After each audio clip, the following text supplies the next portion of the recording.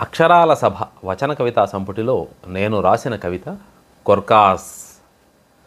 అటు చూడు, వాడేదో కొర్కాస్ కాల్చుతున్నాడు, నీకు వాతలు పెట్టడానికి కాబోలు, వాడి సంగతి తరువాత.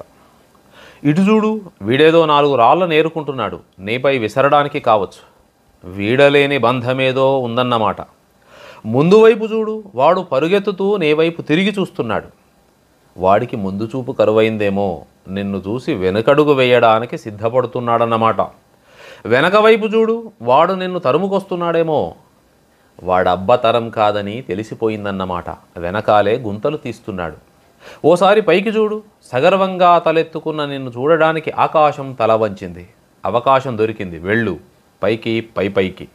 ఓసారి క్రిందికి చూడు, నిటారుగా మొలిసిన నీ రూపం, వేళ్ళూనుకుంటున్న వాసన, మట్టిని ముద్దాడుతున్న తల్లి స్పర్శ, మనిషి ఇప్పుడిప్పుడే మనిషిగా మారుతున్నాడన్నమాట.